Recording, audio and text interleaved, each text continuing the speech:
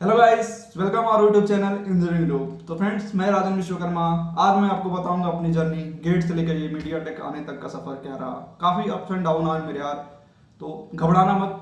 I think आपको काफ़ी ज़्यादा इंस्पायर होगे इस वीडियो देखने के बाद, अगर आप तैयारी कर रहे होगे तो, और आपका और बूस्टअप हो जाएगा तैयारी।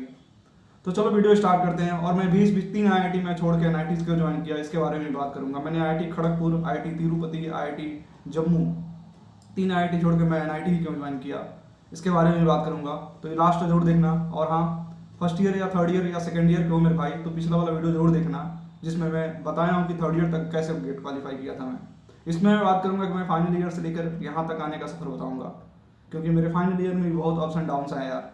मैं कोई बीटेक कोई बड़े कॉलेज से बिलोंग नहीं करता था, कोई IIT NIT से नहीं था। मैं एक यूपी के एक गवर्नमेंट छोटे कॉलेज से, जो आप नाम तक नहीं जानते होगे, राजकीय इंजीनियरिंग कॉलेज सोनभद्र से, जो एक ATU से बिलोंग करता है, वहाँ से मैंने बीटेक किया अपना। कोई नहीं, ये मैटर नहीं करता आप बीटेक कहाँ से की हो, ये मैटर करता आपकी आप लगन कितना से आप किए थे गेट में। चलो स्टार्ट करते हैं। और हाँ, इस चैनल पर नए हो मेरे दोस्त तो सब्सक्राइब जरूर कर लेना, और टेलीग्राम पे ज्वाइन हो जाना, जो लिंक डिस्क्रिप्शन बॉक्स में है। देखो यार, जब मैं गेट की तैयारी स्टार्ट कर दिया था, थर्ड ईयर में तो मेरे अच्छे मार्क्स आ गए थे, 4000 रैंक आ गए थे 32 मार्क्स पे। तो वही कॉन्फिडेंस मेरा फाइनल ईयर में भी था। बट फाइनल ईयर में क्या था, मैं लगभग अगस्त तक मैं क्या किया था, अपना सिलेबस फिनिश कर दिया था पूरा अच्छे से। अगस्त से लेके मैं सितंबर तक पूरे जितना PYQ होता है उसको मैंने प्रॉपर अच्छे तरीके से सॉल्व किया। ऐसा मुझे लग रहा था बस कि मैंने प्रॉपर अच्छे तरीके से सॉल्व किया। अभी देखो तो क्या होता है। मैंने अच्छे से सॉल्व किया, मुझे ऐसा लग रहा था। जब मैं गया अगस्त में, मैं टेस्ट सीरीज दे रहा था, सब्जेक्ट वाइज दे रहा था, टॉपिक वाइज दे रहा था, तो उसमें मेरे मार्क्स कुछ खास नहीं आ रहे थे यार। जो थर्ड ईयर में आ रहे थे ना भाई, 7-8 ऐसे ही आ रहे थे। उसमें 25 में से 7 मार्क्स, 8 मार्क्स ऐसे ही आ रहे थे जब मैं सब्जेक्ट वाइज दे रहा था। तो फिर मैं इतना डोमिनेशन हो गया यार कि मैं यार थर्ड ईयर में भी इतना अच्छा किया, फिर भी कुछ मार्क्स इंप्रूव नहीं हुए। इवन मैं कोचिंग भी ज्वाइन कर लिया था फाइनल ईयर में, इतना प्रेशर था। थर्ड ईयर में मैं यूट्यूब से पढ़ा था, बट फाइनल ईयर में मैंने कोचिंग ज्वाइन कर लिया था, और ऑनलाइन कोचिंग ले लिया था आंसू जंगला सर का, CES का।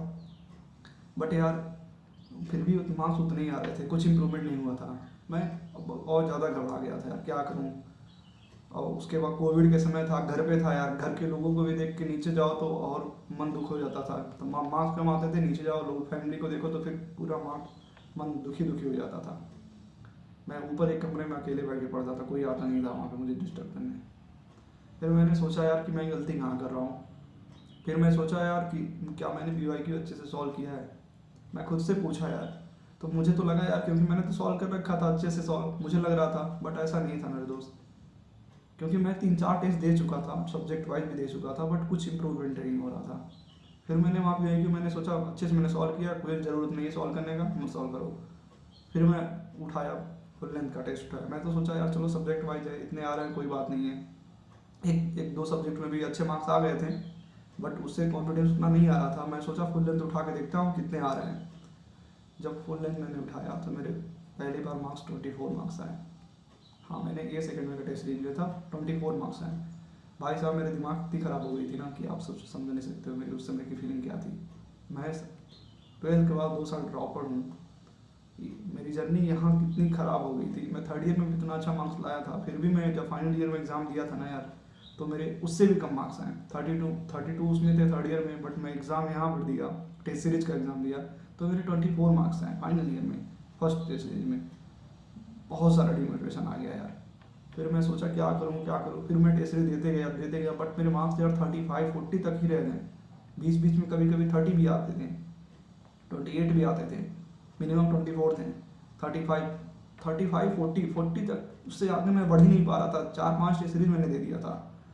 मैं समझ नहीं पा रहा था कि यार कहाँ मैं गलती कर रहा हूँ। इवन मैं कोचिंग भी ज्वाइन कर लिया था, अच्छे से पूरा पढ़ भी लिया था, फिर भी मुझे समझ में नहीं आ रहा था मैं क्या करूँ। मैं भी आपकी तरह यूट्यूब पे वीडियो देखता था, इधर उधर देखता था।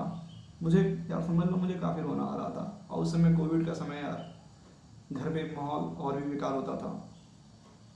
क्या करूँ क्या नहीं करूँ। और फाइनल ईयर में एकेडमिक का प्रेशर तो और होता है, कभी सेशनल दो, ये प्रोजेक्ट करो, ये सब का प्रेशर अलग था। मैं पूरा प्रेशराइज हो चुका था यार अच्छे से। फिर मैं थोड़ा रिलैक्स किया, घर पे बात किया, यूट्यूब पे वीडियो देखा, सीनियर से बात किया क्या करना चाहिए। तो मुझे रियलाइज हुआ भाई चलो एक बार और पीवाईक्यू सॉल्व करके देखते हैं क्या मुझसे बन रहा है। तो मैंने पीवाईक्यू पे जो ट्रिक करके रखे थे, क्योंकि जो मुझे क्वेश्चन नहीं आते थे मैं उसे टिक कर लेता था, तो मैं जब दोबारा उसे गया सॉल्व करने तो मुझसे वो भी नहीं बन रहे थे यार। ऐसा मुझे लग रहा था कि मुझे अब कुछ नहीं आता, ऐसे फील हो रहे थे कि मुझे अब कुछ आता ही नहीं है यार, क्या करूँ क्या नहीं करूँ। ब्लैंक, टोटली ब्लैंक हो गया था, कुछ समझ में नहीं आ रहा था। अगर आप लोगों के साथ ऐसा हो रहा हो ना भाई तो बताना जरूर। ऐसा लग रहा था कुछ नहीं आ रहा यार, बट मैंने किया, मैं शायद टेस्ट बुक एक ऐप है और ग्रेड अप ऐप है, वहाँ पे टेस्ट सीरीज आपको मिल जाएंगे पीवाईक्यू के, एकदम टेस्ट जैसे आप देते हो ना कोई टेस्ट सीरीज, ऐसे ही सेम पैटर्न 3 घंटे का आराम से जैसे होता है वैसे ही आपको पीवाईक्यू किसी भी ईयर का मिल जाते हैं। ऐसे बैठ के 3 घंटे आराम से टेस्ट सीरीज हो। तो मैं गया 2015 के बाद से जितने भी पीवाईक्यू हैं मैं उसको सॉल्व करने की कोशिश किया। जब मैं पहली बार सॉल्व किया पीवाईक्यू तो मेरे लगभग पीवाईक्यू में भी 52 मार्क्स आए यार। सोचो मैं पीवाईक्यू अच्छे से सॉल्व कर लिया था, मुझे लग रहा था। जब मैं पीवाईक्यू देने बैठा तो मेरे 52 मार्क्स आए पीवाईक्यू में से। इवन मैं कुछ क्वेश्चन ऐसे जानता था जो मैं सिर्फ आंसर ऐसे टिक मार देता था, फिर भी मुझसे कुछ क्वेश्चन नहीं बने यार, मात्र 52 मार्क्स है पीवाईक्यू में। तो मुझे अपना समझ में आया मैं कौन मिस्टेक कहाँ कर रहा था, कि मैं अच्छे से पीवाईक्यू सॉल्व ही नहीं किया था।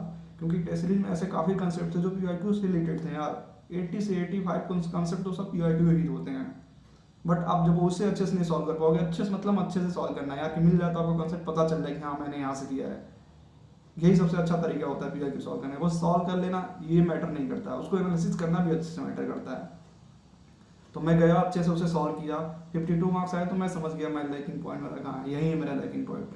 फिर मैं गया, मैं सोचा कि अगर मैं बुक से उठाता हूँ पीवाईक्यू सॉल्व करने के तो सॉल्व करने का मन नहीं करेगा आपका। अगर आप बुक से पीवाईक्यू सॉल्व करते हो ना भाई, अगर 2-3 क्वेश्चन सॉल्व करते हो ठीक है, चौथा 5वां क्वेश्चन नहीं बने तो फिर आपका मन करेगा छोड़ दें पीवाईक्यू, अब मुझे सॉल्व करने का मन ही नहीं करता है। ऐसे लेजी फील आता है यार पीवाईक्यू सॉल्व करने से। तो सबसे अच्छा तरीका यही है कि आप जाओ एक टेस्ट सीरीज जैसे दो पीवाईक्यू को, 3 घंटे बैठोगे तो उसमें से कुछ क्वेश्चन तो सॉल्व होंगे ना, और कुछ नहीं होंगे तो आप एनालिसिस करते समय उसको अच्छे से सॉल्व कर लोगे। तो मैं यही किया, मैं 2015 के बाद से जितने भी पीवाईक्यू हैं उसको अच्छे से सॉल्व किया, और फिर उसको एनालिसिस भी किया। जो क्वेश्चन नहीं आए मुझे नहीं बने पीवाईक्यू के उसको मैंने लिखा।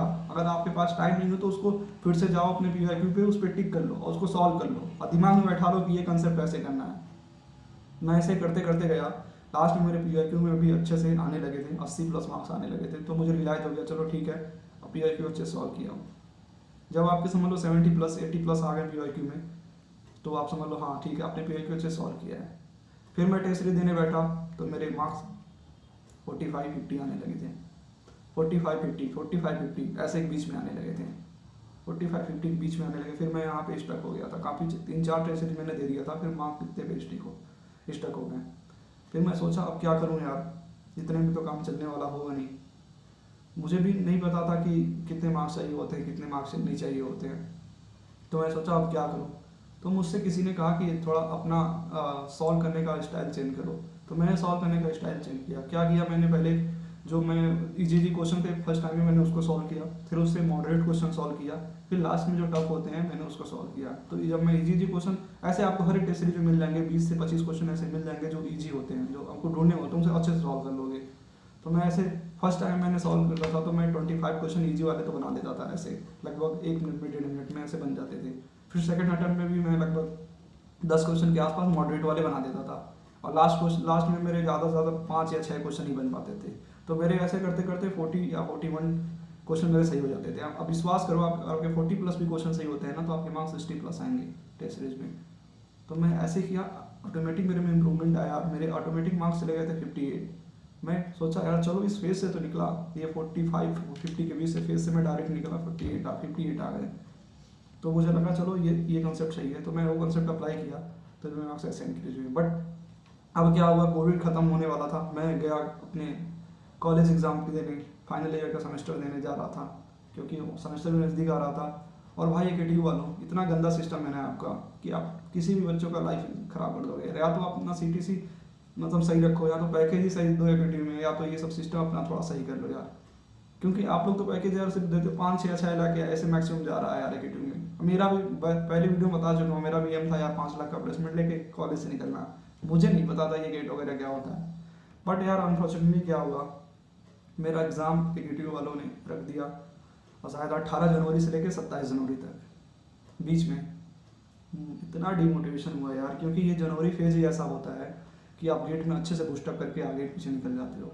और उसी समय मेरा एग्ज़ाम था, नो आई थिंक मेरा 12 जनवरी से लेकर 27 जनवरी तक एग्ज़ाम था, इसके बीच में ही एग्ज़ाम था मेरा। बट यार क्या करूँ, अब कुछ समझ भी नहीं आ रहा था, क्योंकि मैं गेट छोड़ भी नहीं सकता ना, या गेट भी नहीं छोड़ सकता था क्योंकि मैंने बहुत मेहनत कर रखा था। और मैं सेमेस्टर भी नहीं छोड़ सकता था, क्योंकि अगर सेमेस्टर में बैक लग गया फाइनल ईयर में तो दोस्त आपको 1 साल और आने पड़ेंगे, 1 साल आपका एक्सटेंड हो जाएगा। ये डर लग रहा था कि यार क्या करूँ, अब सेमेस्टर के लिए पढ़ना भी था, वही क्वांटम हमारे वहाँ होता है जो क्वांटम से हम लोग रट्टा मार के सेमेस्टर देते थे। बट ऐसा 4th ईयर में यार ऐसे सब्जेक्ट डाले थे जो गेट से कोई रिलेवेंट ही ना हो, कुछ मैच नहीं करते थे, कोई सब्जेक्ट गेट से मैच नहीं करते थे 4th ईयर में। ये दिक्कत था, उसको कुछ रट्टा मारना होता था, और रट्टा मारने के लिए उस पर थोड़ा समय देना था। अब मैं यही सोचूं क्या करूं, यहाँ जनवरी चल रहा है और अब अभी गेट का एग्ज़ाम ये मेन क्रूशियल है, टेस्ट सीरीज वगैरह देना अच्छा है, बट उसी समय सेमेस्टर का ही प्रेशर था कि मैं क्या करूं, सेमेस्टर दूं कि ये दूं।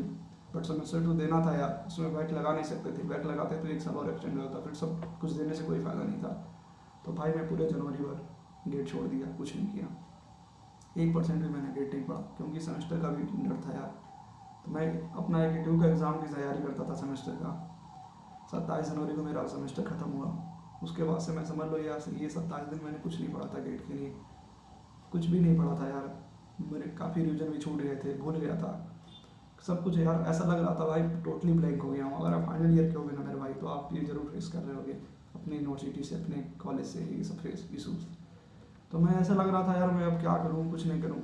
टेस्ट सीरीज भी मैंने सोचा दूँ, इतनी हिम्मत भी नहीं होती थी कि मैं टेस्ट सीरीज दूँ, मुझे समझ भी नहीं आ रहा था टेस्ट सीरीज दूँ कि फिर मैं जाके एनालिसिस करूँ, फिर मैं अपना जो मिस्टेक नोट्स है उसे देखूँ कि मैं भी आके सॉल्व करूँ कि रिविजन करूँ। मुझे कुछ नहीं समझ में आ रहा था। 27 दिन मैंने वो मेन मंथ में यार, लास्ट के मंथ में मैं कुछ नहीं पढ़ा था अपने एग्ज़ाम के चलते। तो फिर मुझे कुछ समझ में नहीं आ रहा था। मेरे साथ 25 बच्चे थे यार, 25 में से लगभग 22 बच्चों ने गिव अप कर दिया था, 21-22 बच्चों ने गिव अप कर दिया था। हम मात्र 4 बच्चे बचे थे जो थोड़ा बहुत हिम्मत था कि चलो गेट का एग्ज़ाम देते हैं, भले हम लोग 4 महीने नहीं पढ़े हैं बट देते हैं। ऐसा हालत हो गया था हम लोग का यार फाइनल ईयर में। तो प्लीज़ यार एकेटिव वालों कुछ तो सुधार कर लो मेरे भाई यार। तो क्या हुआ कि मैं सोचा चलो रिविजन करते हैं, जो मैंने मिस्टेक नोट्स बनाया था उसे मैं अच्छे से देखा। इलाहाबाद मेरा सेंटर तक मैंने डाला था, इलाहाबाद में गया सेंटर अपने दोस्त के पास, वहाँ पर मैंने एग्ज़ाम दिया। बट वही हुआ यार, मेरे इतने सिली मिस्टेक हो गए ना भाई, आते हुए क्वेश्चन में मैंने गेट में गलत करके चलाया। मेरे एप्टीट्यूड में कितने मार्क्स आए थे आपको पता है? मेरे एप्टीट्यूड में 1 मार्क्स आए थे सिर्फ, रियल गेट एग्जाम में 1 मार्क्स। इतना प्रेशर की वजह से मैं रिविजन भी नहीं कर पाया था, और उसके चलते मेरी रैंक इतनी ख़राब हो गई ना कि क्या बताऊँ। बट उतना था कि IIT एक मिल जाएगा, इतनी रैंक थी मेरे पास। पूरा डिमोटिवेट हो गया था। ESC का फॉर्म भरा था, HAL का फॉर्म भरा था, मैंने कोई एग्ज़ाम देने नहीं गया यार। सोचो जो बंदा इतना हमारे टेस्ट सीरीज में इतने अच्छे परफॉर्मेंस करके लास्ट में ये सेमेस्टर के चलते इतना बर्बाद कर दिया, कुछ नहीं। उस समय यार कुछ समझ लो यार, 27 दिन लास्ट के मंथ में छोड़ के अगर आप जाओ तैयारी करने फिर से, तो क्या हाल होगा आपका। फिर मैं कुछ इसी तरह अपने आप को रोका, मैं सोचा चलो काउंसलिंग कराते हैं, देखते हैं। मुझे ड्रॉप भी नहीं लेना था यार, क्योंकि मैं 12th के बाद 2 साल कुछ ड्रॉप ले चुका था। अब मुझे अपनी फीलिंग आती है, मैं जूनियरों के साथ पढ़ना कैसा लगता है आपको अच्छे से पता होगा। तो मैं काउंसलिंग ऐसे से करने गया यार। मुझे काउंसलिंग में क्या हुआ, काउंसलिंग में पहले राउंड में क्या हुआ कि IIT मुझे तिरुपति मिला, IIT तिरुपति में RH ब्रांच मिला। तो मुझे थोड़ा बहुत खुशी आया कि चलो IIT मिला। तो मैं IIT के नाम पे, क्योंकि पता है ना आपको, जब आप तैयारी कर रहे जाते हो IIT या तो PSU, आप NITs के बारे में जानते ही नहीं हो कि NITs होता है, वहाँ पे भी अच्छा प्लेसमेंट होता है, आपको नहीं पता होता है। बट यार अभी आपको बताऊँगा NITs के बारे में क्या होता है। उसके बाद से क्या हुआ यार, चलो कुछ तो RH मिला। तो फिर मैं लोगों से पूछा लूँ कि ना लूँ, बट ये है कि कोप के राउंड में आप 3 बार रिटेन कर सकते हो अपनी सीट। तो मैं भी रिटेन करके रखा।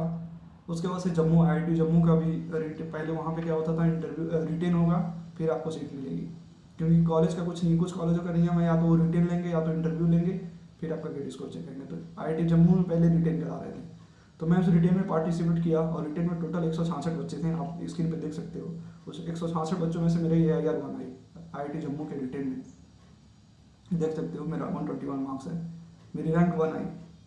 बट फिर भी मैंने IIT जम्मू नहीं लिया, क्योंकि यार उधर घर वाले IIT जम्मू का नाम सुनते ही घर वालों का अजीब ही फीलिंग आता था, तो मुझे इसे छोड़ना पड़ा। बट मेरे पास वो IIT तिरुपति का RH ब्रांच था, मैं जम्मू छोड़ दिया, कम्युनिकेशन ब्रांच मिला था, मैं उसे छोड़ दिया, मैं नहीं लिया। उसके बाद से मुझे थर्ड राउंड में मिला था कि 4th राउंड में मिला था, मुझे एग्जैक्ट याद नहीं है। उसके बाद से मुझे IIT खड़गपुर का एक फंक्शनल ब्रांच होता है वो मिला था।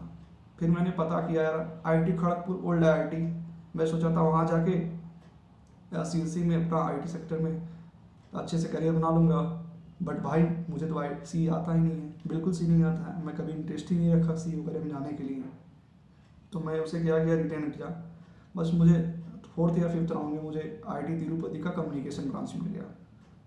अब मेरे पास कोई ऑप्शन नहीं था तो मुझे लेना पड़ा। IIT तिरुपति में मैं कम्युनिकेशन ब्रांच में एडमिशन ले लिया। आप देख सकते हो मैं 16,050 फीस दे के मैं वहाँ पर एडमिशन ले लिया। अभी NIT's काउंसलिंग चल रहे थे, बट पार्टिसिपेट किया था मैं NIT's काउंसलिंग में कि फॉर्म भर दिया था, बट नॉर्मल राउंड में मैंने पार्टिसिपेट नहीं किया था क्योंकि मुझे IIT चाहिए था यार, मुझे नहीं पता था। फिर मैं जब तिरुपति कम्युनिकेशन ले लिया था तो वहाँ का मैं लगभग वहाँ पे 2 हफ्ते क्लास किया। वहाँ का सिलेबस यार यही था, TSP था, मशीन लर्निंग वगैरह था। मेरी भाई हालत पूरी ख़राब हो गई कि जो लड़का सेमीकंडक्टर VLSI के लिए गेट के लिए तैयारी कर रहा था उसे सी तक आता नहीं है, वो यहाँ पे आके क्या करेगा। मैं पूरा फ्रस्ट्रेट हो गया, अब क्या करूँ क्या करूँ। तो मैं लिंक्डइन पे सीनियरों से काफ़ी पता किया, NIT's के बारे में पता किया। भाई मेरी भाग्य इतना अच्छा था उस समय, थोड़ा बहुत भाग्य था जो था। उसमें स्पॉट राउंड चल रहे थे NIT's के, तो मुझे सूरत में सीट खाली दिखा, NIT सूरत में। और सूरत का प्लेसमेंट काफ़ी अच्छा था उस समय यार, बहुत ही अच्छा था। तो मैं स्पॉट राउंड में NIT सूरत ज्वाइन कर लिया। अब NIT सूरत ज्वाइन कर लिया और मैंने IIT तिरुपति छोड़ दिया। उन्होंने मेरे अभी तक पैसे भी नहीं दिए यार, अगर आप देख रहे हो तो प्लीज़ पैसे दे देना यार मेरे 16,500 अभी तक आप लोग, उन्होंने पैसे भी नहीं दिए, मैं छोड़ दिया। और वो पैसे मैं अपने दोस्त से मांग के दिया था यार। जो एडमिशन लिया था क्योंकि घर वालों को मैं बता भी नहीं सकता था कि मैं इधर पैसे लगा, 40,000 स्पॉट राउंड के लिए लगाया था उधर, तो मैं अपने दोस्त से पैसे मांग के उसको एडमिशन कराया था। तो फिर उन्होंने पैसे दिए तक नहीं अभी तक, बट कोई नहीं, रख लो यार अब क्या करूँगा। ठीक है, तो मैं ऐसे ही NIT सूरत ज्वाइन किया और NIT सूरत में काफ़ी अच्छा है, कंपनी काफ़ी आई।